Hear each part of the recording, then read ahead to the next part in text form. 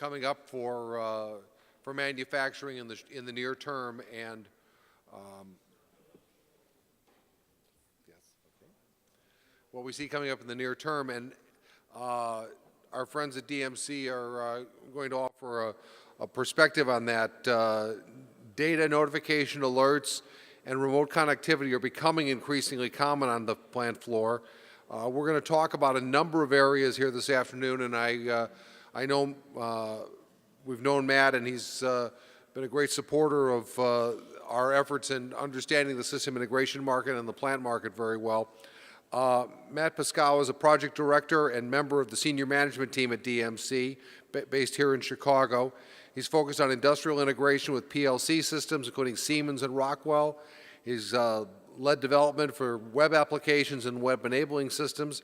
He holds a BS degree in electrical engineering from Kettering University, the mascot of which I do not know. It's one of the very few ones I'm not familiar with. It's a what? The Bulldogs. We're very pleased to have Matt with us this afternoon from DMC, Matt Puskala. Matt.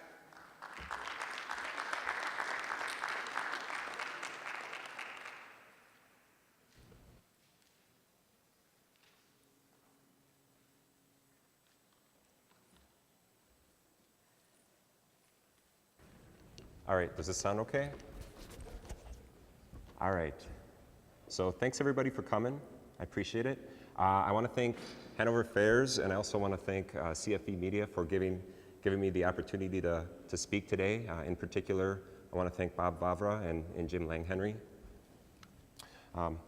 As Bob mentioned, my name is Matt Puskala. I work with a company called DMC, and today I'm going to talk about industrial automation and modern connectivity. So to start off, the company I work with, DMC, I don't know if any of you guys happen to see my colleague Tim Yeager.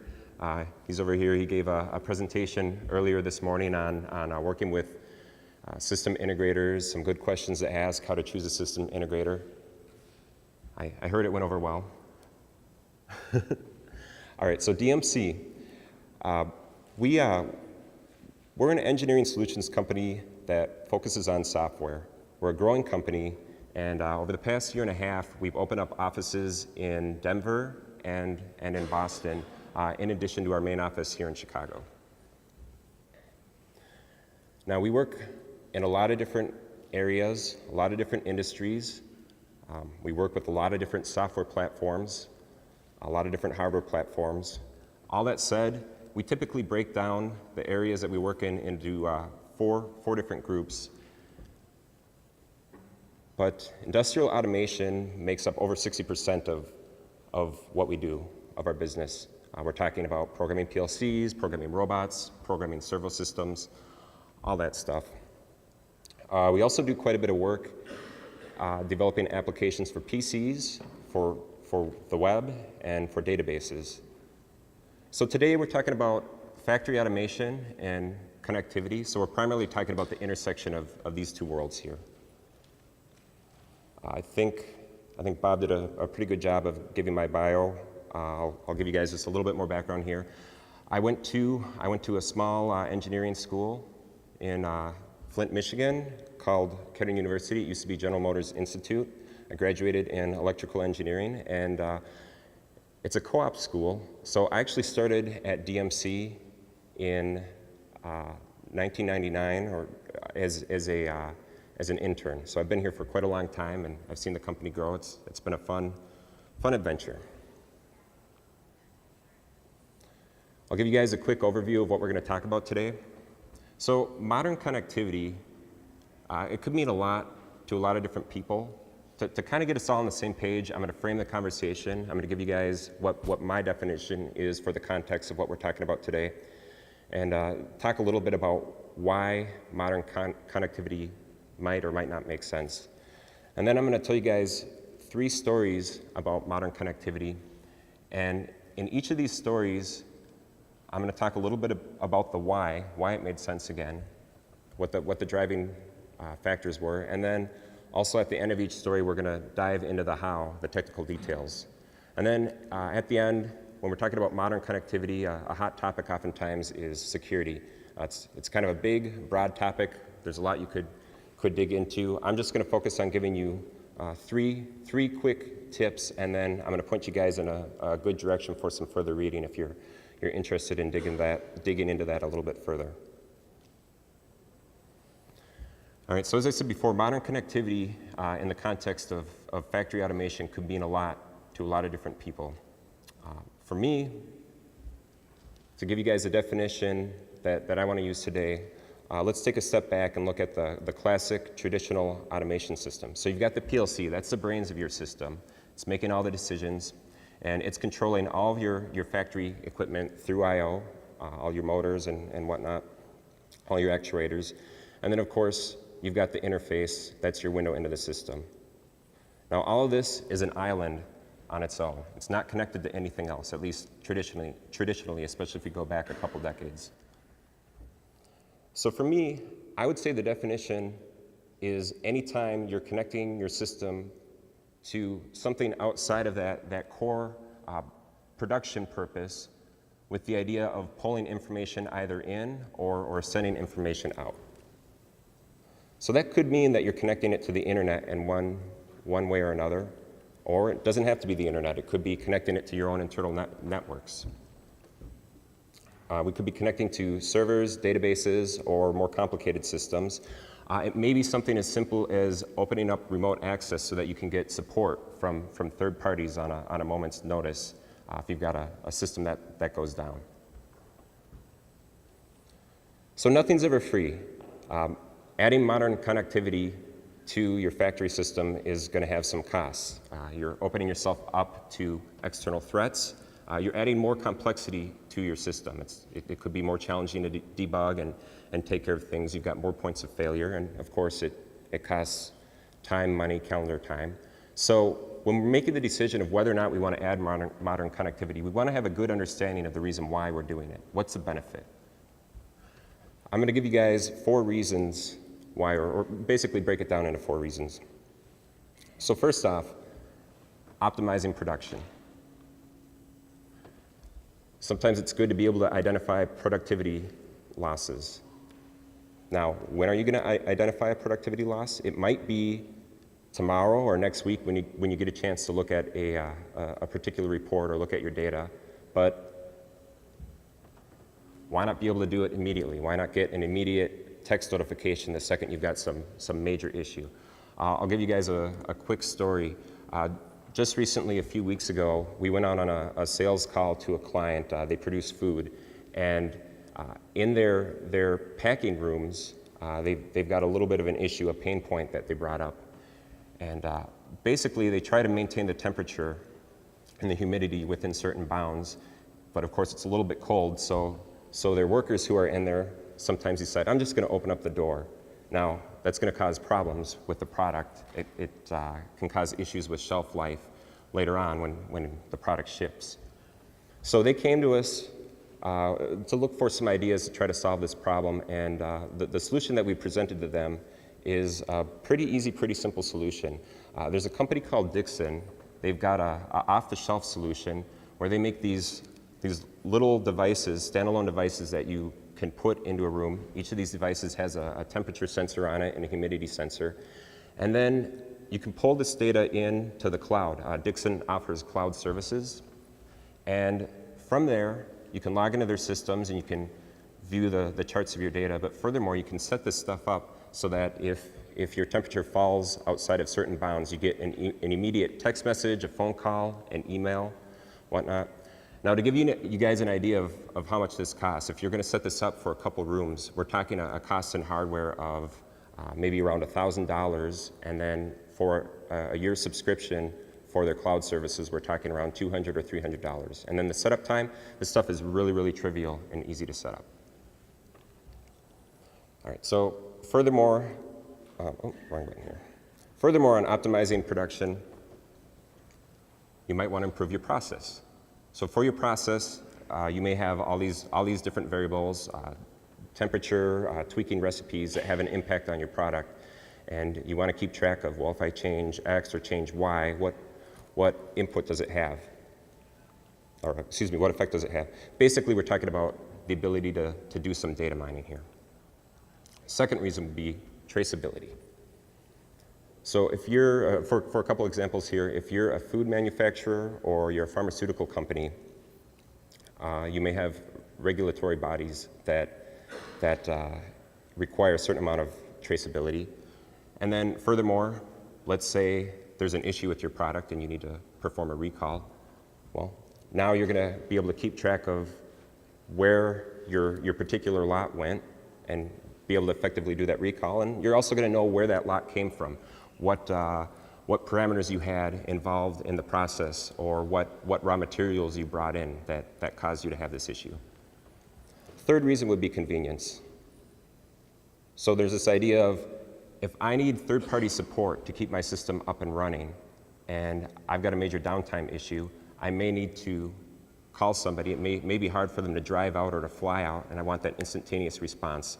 So in that case, you may want to open up the system. Also, let's say you're responsible for keeping an eye on several plants that are all over your floor. Well, it can be nice to be able to keep track just from your desk, just from your PC.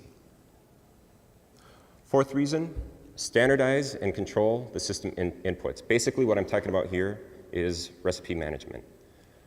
Now, the benefits of recipe management is that they allow you to keep your process consistent and keep your quality consistent, not just on one particular unit, but potentially in a distributed system where you've got systems all over the place. One other quick benefit for this is when you're changing over from one product to another, it's a breeze to be able to just go in and select the next recipe, so it can save some time. All right, so in terms of framing the discussion, we've talked about the definition, we've talked about some of the reasons why. What's the goal here? Well, I would like it if you guys could come away from this with some new ideas, or maybe just some new ways of looking at some old ideas that will help you guys get the most out of modern connectivity at your own systems or for your client systems.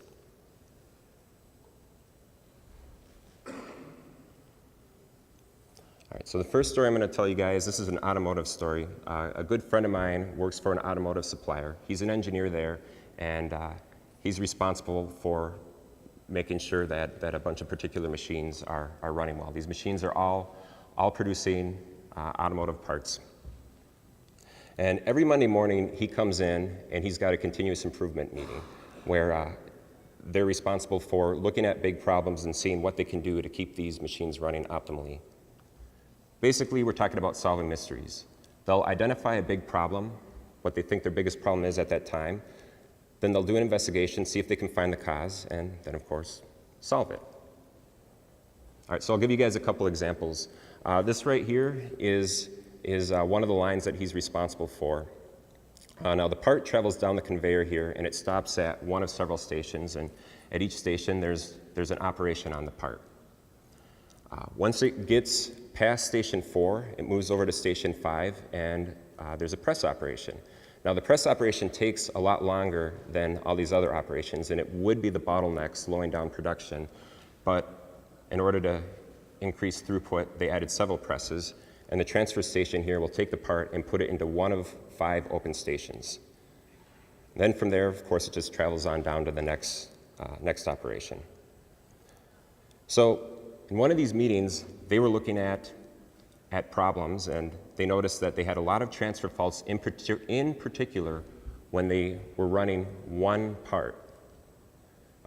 By transfer faults, I'm talking about drop parts at station 5 here.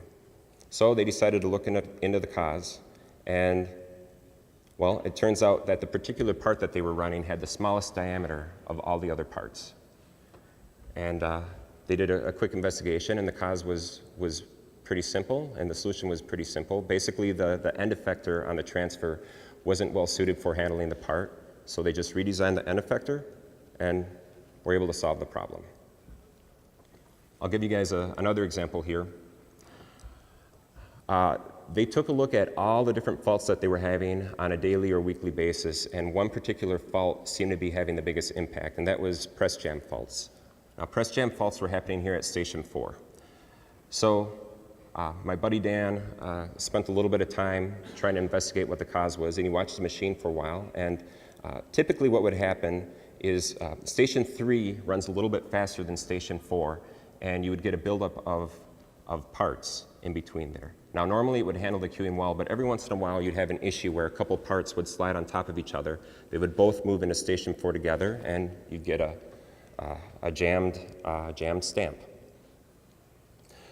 So the solution, pretty simple, just add some better part queuing, and they were able to reduce the problem.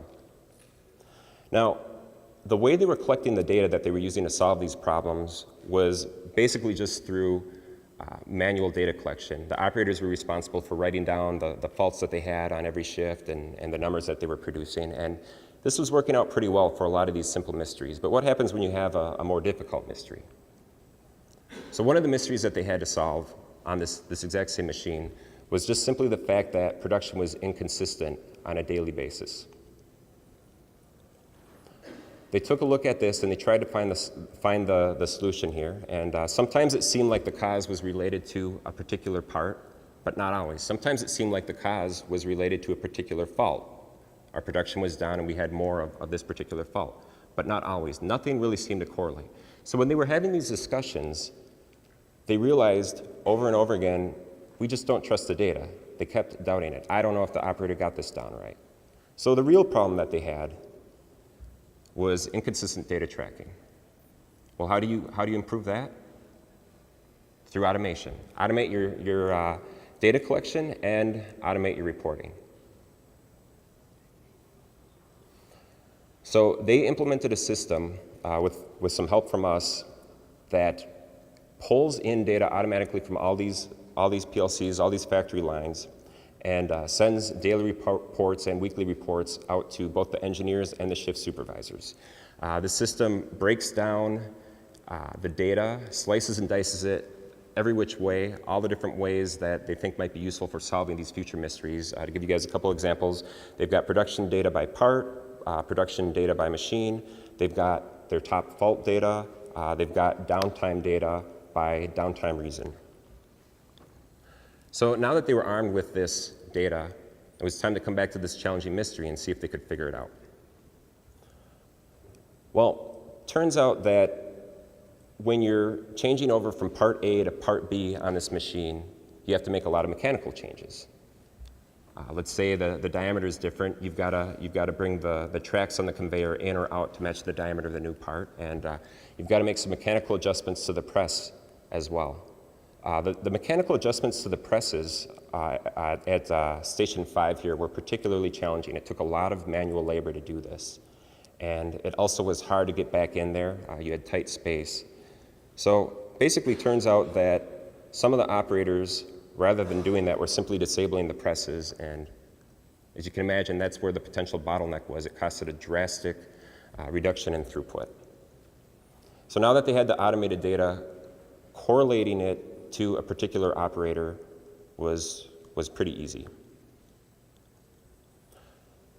What they did helped them solve this mystery, but of course it armed them to solve future mysteries. It was a good investment, and one of the key features here, of course, was the visibility. Dan himself, he's an engineer, and he's not going to be the best equipped person to take care of some issues with operator performance, but it was also going out to the shift supervisors. So how was this done? Well, all of these PLCs that were controlling each of these lines were running on Rockwell Automation Allen Bradley PLCs. So Factory Talk Metrics was a good solution. Factory Talk Metrics has a fair amount of functionality out of the box, both in terms of data collection and also doing reporting. In order to tweak these systems, there's a lot of tools that you can use to make it easy. But one of the really cool things about it is it's got an open architecture. So if you really want to slice the data and customize the system for your particular problems or your plant floor, you can bring in third-party tools to leverage the most out of this. All right, so a broad overview, you've got several PLCs out here on the plant floor, each one of them controlling a line, and they're pulling all this data into a single Windows server, and Factory Talk Transaction Manager is responsible for pulling this data in through the network. That's a tool that comes with Factory Talk Metrics. This data gets dumped into a database. It's a Microsoft SQL Server database. And then there's some method of viewing reports. Let's take a quick look at what's going on in the PLC. So if you want to get the system up and running with just some simple data and some simple reports, keeping track of productivity, all you really need is to create some tags or registers in the PLC that represent the current state of that PLC or that factory line at any given time. But if you want to start adding more complicated customization for your particular system, all you really need to do on the PLC side is add a tag or a register that represents whatever data, whatever factor you think might be related to your production. All right, so digging into what's happening on the server side here, I already talked a little bit about the factory talk transaction manager. You've got the data in the SQL Server database, and then there's a method of viewing reports. Out of the box, they have a method called Report Expert. It allows some basic pre-configured reports, and then if you want to take a look at it, basically what you do is you pull up your web browser and you point it to an address that goes to this particular machine, and there you go. But what if you want to add more powerful reports? Well, there's a lot of third-party systems that you can connect to this. In this case, Microsoft SQL Server Reporting Services was used.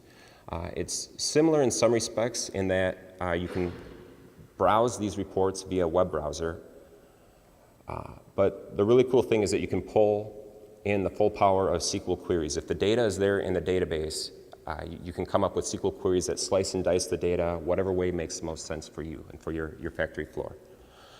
Now, as I mentioned before, one of the cool key features of this was the visibility and the fact that you didn't have to just log into the web browser to pull these reports, but they were sending these reports to get them right in people's faces. How do you do that?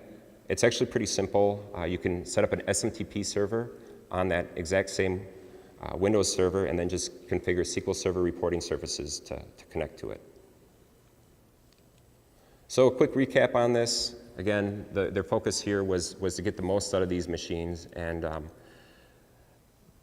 basically the power of Factory Talk Metrics was utilized, but really fully leveraged through customization and pulling in third-party tools.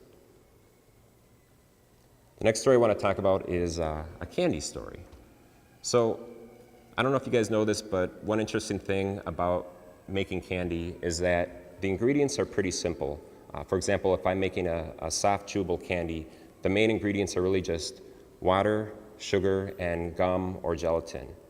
Now, by tweaking these ingredients, I can get quite a bit of variety in the product. For example, on the one end, I might have a soft, chewy gummy bear, but then if I change the gum or gelatin in it, I can go all the way over to the other end where I've got a jujube, which is, it's still a chewable candy, but it's almost a hard candy that you're more likely to suck on than chew.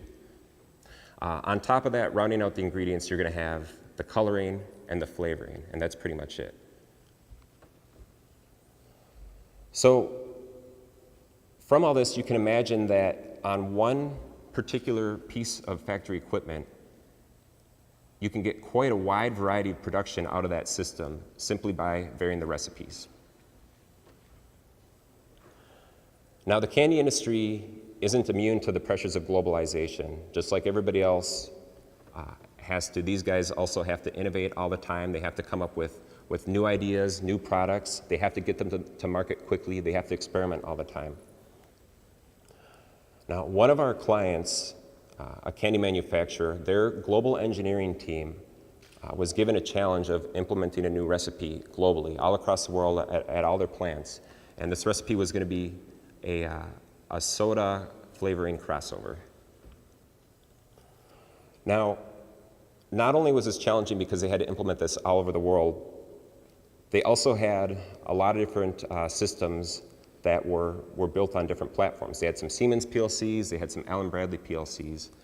Furthermore, a lot of these plants were set up at different times. So in addition to having different platform manufacturers, within Allen Bradley, for example, they had some legacy systems. They had some control logic systems, they had some SLC 500 systems.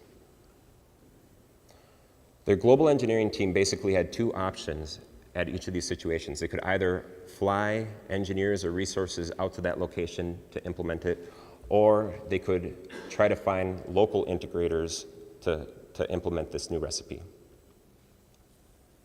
So as you can imagine, it took a bit of effort. It took 5 calendar months to make some simple recipe changes and a fair amount of money. And of course, at this point in time, they needed to implement the next new recipe. Did this make sense?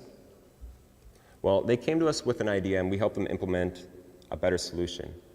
This new solution is a single website that resides on their intranet, and it's responsible for implementing these recipes at all their plants all over the world. Now, one cool thing about this is that they didn't have to scrap all their existing control software and hardware. They were able to keep it all. So now, if they want to implement a new recipe, a user simply has to go to this intranet website, log in, select a particular plant, then select a particular factory line from that plant, and then edit an existing recipe or create a new one. All right. So let's talk a little bit about how this was created. Of course, on a broad overview, you've got the single global server and these plants all over the world. On that server, quick overview of the components. You've got the intranet website. This is where you go to view or edit the existing recipes. Then you've got the database, and this is where all the recipe data is stored. And then finally, there's some custom code, and the custom code is responsible for sending this recipe data out to each of the factory lines. All right, digging in a little bit further into the tools that were used for the intranet website, we used DNN. It's a content management system. It's not the only content management system out there. Drupal and Joomla are a couple to name a few. We in particular like this one because we're Microsoft certified gold partners. We love Microsoft's tools, and this was built on the Microsoft stack. You've got ASP.NET for the front end, and then a SQL Server database again for the back end. Now, why would I use a content management system rather than build a website from scratch? Well, there's a lot of functionality coming out of the box, and then in addition to that, you can purchase a ton of different third-party tools to further extend that functionality. To give you guys a couple examples of third-party tools you might be interested in using, there's some cool reporting tools, there's some graphing and charting tools, there's some tools that can be used to expose some parts of the database and allow the users an easy way of getting in there and editing it. A couple other things worth mentioning. If you want to add a new page, it's pretty simple. You just go through a couple menu clicks and you've got a new page on your website. And it's pretty quick and easy to get up and running. If you know what you're doing and you've done it before, you can get a DNN installation up and running in probably 1 to 2 hours. So if you look at the middle row here, that's going to be the out-of-the-box functionality. You've got the DNN ASP.NET side. That's going to be the typical front end. And then you've got, of course, the DNN tables on the back end. And then if you look at the bottom row, that's the custom functionality that we added on top of that. On the ASP.NET side, that's going to be the functionality that's going to allow the users to view and edit the recipe data. And then in the database, there's some custom tables where the recipe data is stored. All right, so let's talk a little bit about how this data gets pushed over to all these PLCs all over the world. On the old system, you've got a PLC, and in the PLC, there's several tags or registers in it that tell the system how to make that particular recipe. If the operator wants to change the current recipe, the operator will go over to the interface, select the recipe, and then the interface will send all these values down and into the appropriate registers. The new system, if the operator wants to change a recipe, it works somewhat similarly. The interface is still going to send the recipe number down to the PLC. But from there, this custom code that we wrote that exists on this global server reads in the recipe number, and then from there, it's responsible for making sure that all this data gets populated. Now, on the same server, you've got the database table, and that's where it's pulling in that recipe table. But then the one challenge here is we've got plants all over the world, and they're all on different platforms. So how do we talk to all these different PLCs? through an OPC server. OPC is an old standard. It's been around for quite a while. The cool thing about it is it's an open standard. It supports hundreds of different industrial platforms. In this particular case, the tool that we used for it was Kepware. It's not the only OPC tool out there. It's just the one that we happen to choose. So to give you guys a quick recap of this story, really the idea here is that we developed a solution for them that was cost effective. We didn't build everything up from scratch, but we pulled in all these pre-existing pieces, the DNN website, the database, and the OPC server, and then there is a bit of custom code on top of that that connects these all together. It's a glue that holds everything together. The last story I'm going to tell you guys today, this one's a pretty simple, straightforward story, but I think it's kind of a fun one. This story is about us. It's an integrator story. So at DMC, going out on site can sometimes be a little bit rough on our engineers. Sometimes they spend a lot of time on site, commissioning new lines, getting things up and running.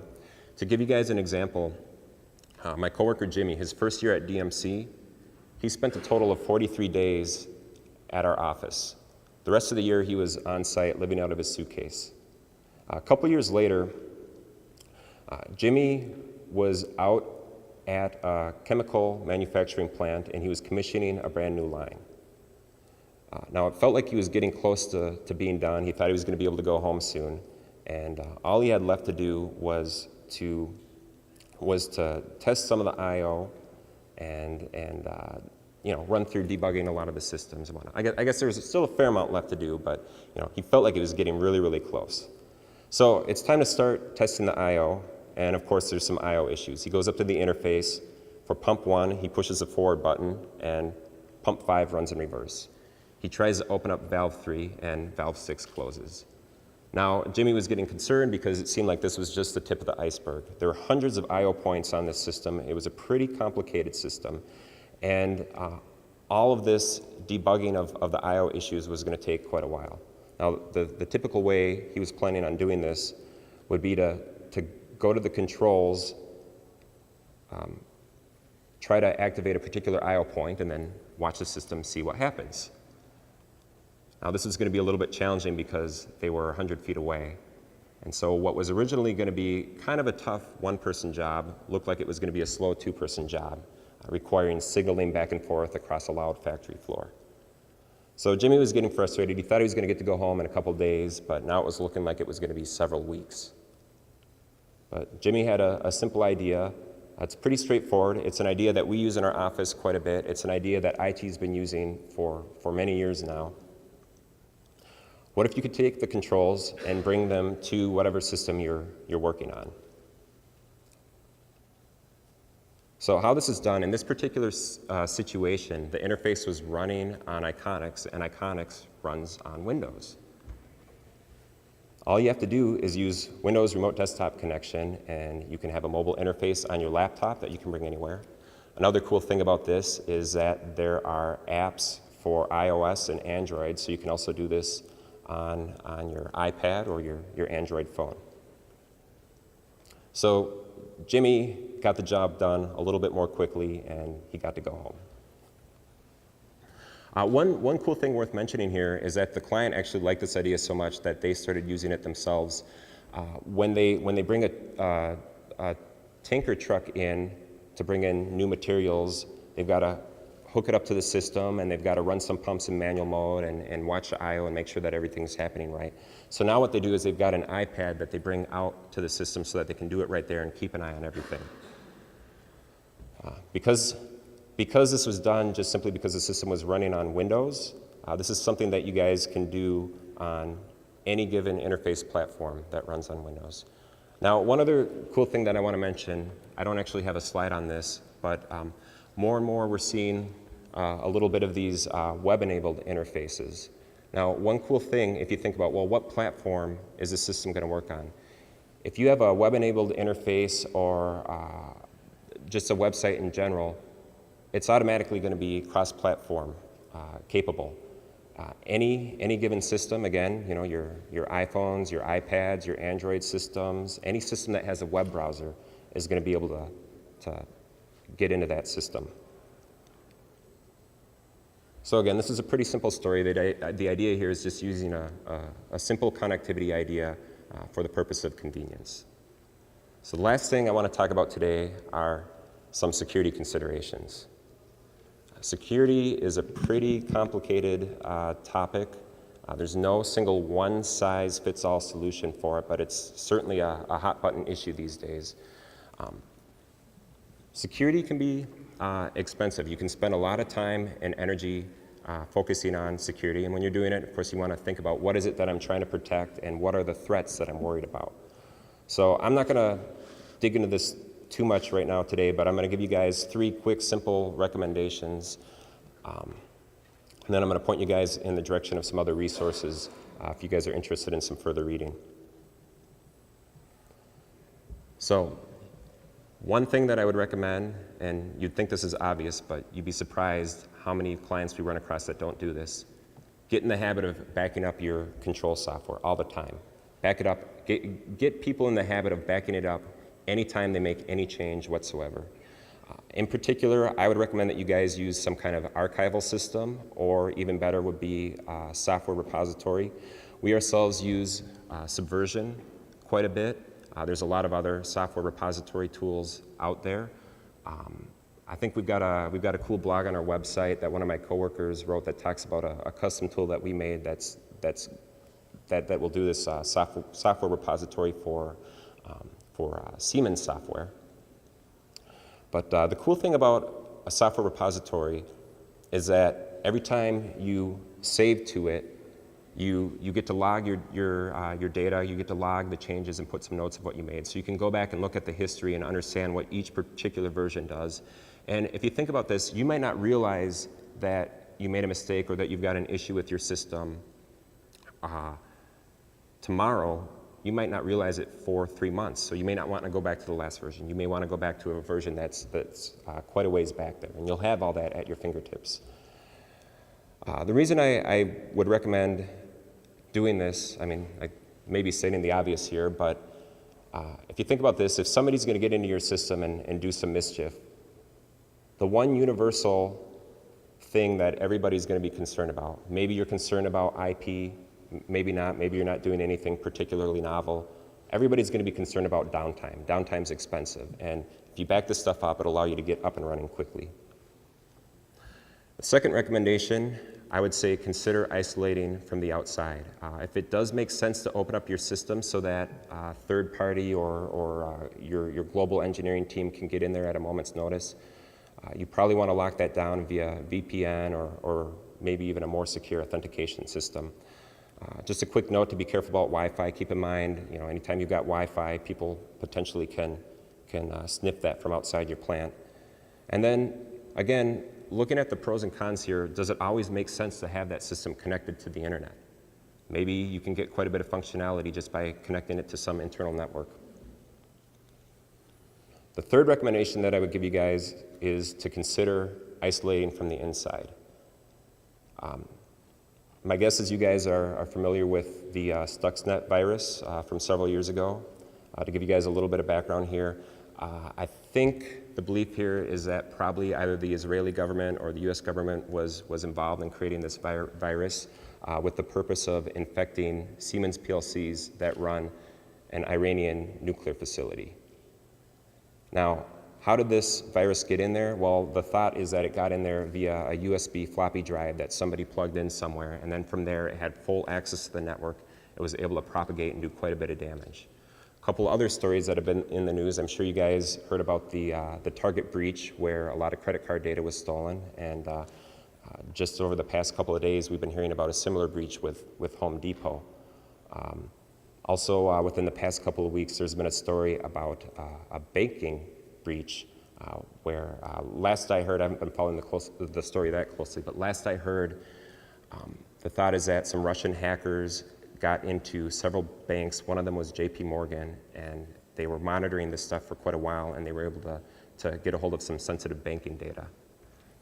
Now, the one common thing about all these stories is that, my understanding is that they all had wide open networks.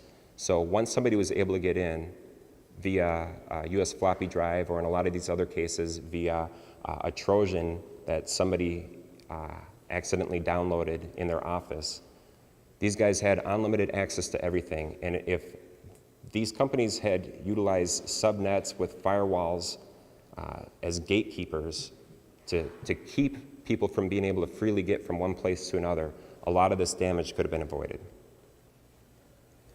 All right, I'm going to give you guys a couple quick resources for further reading. The U.S. Department of Homeland Security has a pretty cool website. Their Industrial Control System Cyber Emergency Response Team website has a lot of cool industrial automation security resources. In particular, I'm going to point out a couple things here. If you guys go to their recommended practices page, there's a lot of good documents there. One document that I'll point out in particular is the Defense in-depth strategies. It's like a 40-page document that gives a quick overview of a lot of these concepts. They've also got a page there that lists vulnerabilities by specific industrial control system or software. So if you've got a particular system that you're worried about and you want to know what mischief somebody might be able to do, you just go to the site and you can search and pull it up. One thing that I'll note here is they not only talk about the connectivity vulnerabilities, but they also talk about the vulnerabilities if somebody was able to get access to the system on your plant floor, physical access. All right, so to bring this discussion full circle here, basically, as we frame the discussion through this definition, talking about some of the reasons why, we went through a few stories, and if you guys think back to the pros and cons list, sometimes it doesn't make sense to add modern connectivity, or be careful about what type of modern connectivity. But in each of these cases, there were some pretty good benefits. So I want to thank you guys all for your time today, and my hope here is that you guys each hopefully get to walk away from here with either some new ideas or maybe just some new ways of looking at some old existing ideas. Thanks. Great. Thank you, Matt.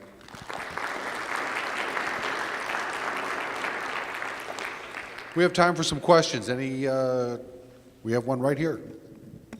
Yes, just a quick question. When you talk about the applications and the interface being mostly based on Windows, do you see right now any resistance in the market to Windows given some of the vulnerability securities and around security? And do you work with any alternatives? So when you talk about your remote desktop application, Yeah, well, like I said before, if you're saying by alternatives, if you're saying an alternative that also offers some level of connectivity and mobility, we are seeing a couple different companies offering some web-enabled systems. So if that's the case, there's still maybe some risks here because, let's say you're going to use it on an iPhone or on an Android system. They may have some vulnerabilities as well, and anytime you've got a web-based system, there could be some vulnerabilities there. But yeah, I would say that's one potential alternative. I know Siemens has an offering on that. I know Rockwell has an offering as well, one of their factory talk HMI systems. More questions? I've been waiting for a long time, Matt, to see Scooby-Doo incorporated into a presentation, so thank you for that. What are you seeing from a client standpoint in terms of their readiness to move to some of these ideas? As we heard in the last presentation, there are leaders, followers, and then late adopters. Where do you see the market being strongest right now? What are some of the industries that are really kind of embracing this idea? That's a good question. I'm not sure if I can speak on specific industries, but I would say the one idea that I'm seeing more and more is this whole idea of collecting data on what's going on your production floor so that you can maintain a consistent level of production and identify ways to improve production. I mean, it's all about cutting costs and staying competitive globally. But I think I think the big idea here is the more money people have to spend on this, depending on what it is you're producing, the easier it is going to be to implement some of these things. We run into a problem with gathering data, but then the real trick is utilizing it and delivering it back to the users and throughout the enterprise in a way that they can manage that. Where are the pain points in that process? Because we've done a pretty good job collecting data. Now we're trying to figure out where to go from there. Okay. Yeah, that's a good question. I think a lot of that comes down to basically driving culture one way or another in the organization. If you've got people that are kind of used to just sitting on their hands, or I think you're mentioning people who are followers, sometimes that can be a problem. But yeah, I think one of the big things here is visibility. I've seen some systems where they've got a large big screen TV that gives production data that's right in front of everybody's faces. I told the story earlier about the email, of course, as well. Okay, I have a question. I see a big presence of MT Connect in these IMTS.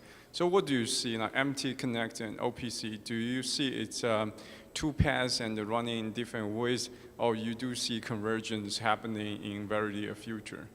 That's a good question. I'm not familiar with. You said MT Connect? MT Connect, if you like, they run a huge boost there. So all the machining, I think mostly like EDM, CNC machine right now, they provide MT Connect. MT Connect, I think they are very similar to OPC UA, but it's different. And I do see a lot of in factory automation, especially PLC, we use a lot of OPC, moving to OPC UA. But there are so many different communication protocols out there. What do you see, like, is it going to be in the near future, OPC UA will be dominating, especially between machine and a higher like level system, because it's not that fast. So we are not talking about real-time control, but all you will see like a coexisting of multiple protocols for the next 5 years. I think, okay, I'm not familiar with the MT Connect, so I can't speak too much on that. I think in the industrial automation world, you're always going to see a lot of different protocols across the board. You mentioned OPC UA. I think that's worth bringing up as well. If you look at it, as I mentioned before, OPC is a pretty old standard. It's been around for a while. It's a little bit clunky. And OPC UA is an attempt to basically update it a little bit, but still maintaining a lot of that legacy connectivity. But I don't think you're going to see a huge convergence of this stuff, in my personal opinion. I think the automation world is one where there's room for a lot of players, and there's historically been a lot of different platforms and solutions for all these different problems. Other questions? Well, Matt, thank you. That's a great presentation. We've got one. We have a question in the back. I'm sorry. You're not done with your great presentation yet, Matt. I think to highlight the other gentleman's question too is, have you been in touch or working with S99 and the ISA 99 folks also? I myself haven't. I think I have some colleagues who have, but I can't speak to that too much. I do know MT Connect is one of the open architecture programs that AMT has put together, and they've had some adoption success stories as well. So I think, as you said, there's a lot of solutions out there. It's finding, both in terms of industry and in terms of application, what's going to make the most sense for you. Other questions? Well, once again, thanks, Matt, for the presentation. We appreciate the opportunity. Matt, thanks very much. Thanks, guys.